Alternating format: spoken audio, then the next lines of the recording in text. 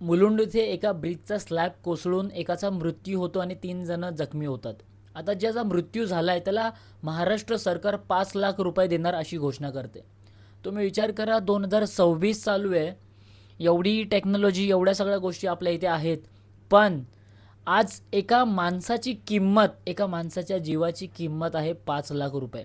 आणि ही पहिली गोष्ट नाही आहे.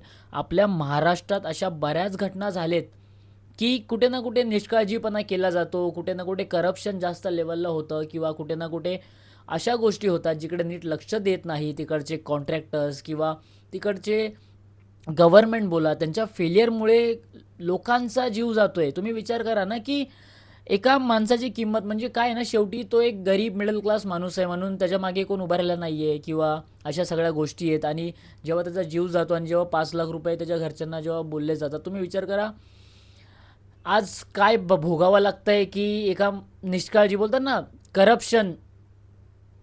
ती जी तिकडचा जो ब्रिज होता तिथे टाईम टू टाईम असं वाटतं की तिकडे हे नव्हतं केलेलं, की पाहणी नव्हती केली, की अशा गोष्टी या झाल्या. त्यामुळे महाराष्ट्राची अशी अवस्था इथून मागे कधी झाली नव्हती. आणि इथून पुढे तुम्ही विचार करा की गरिबाची किंवा एका मिडल क्लास माणसाची, एका एका माणसाच्या जीवाची किंमत अक्षरशः बोलताना काय बोलू हे शब्द येत नाही आहेत. कारण की एकाचा जीव जातो, एक माणूस आपला फॅमिली मेंबर गमावतोय, कोण आपला मित्र गमावतोय.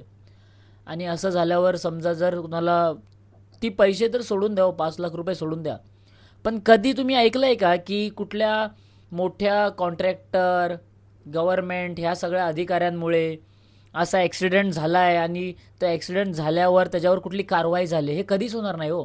कारण की तुझा कॉन्ट्रॅक्ट आहे ना, तो 5-50 करोडचा कॉन्ट्रॅक्ट असेल.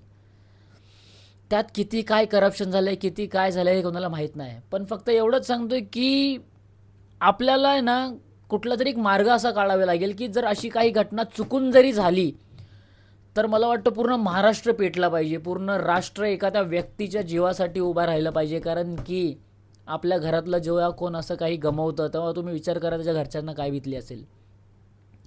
इथून पुढे आपण प्रयत्न करूया की अशा काही घटना झाल्या तर अख्खा महाराष्ट्र एक दिवस एकत्र येऊन त्याच्यासोबत उभा राहील.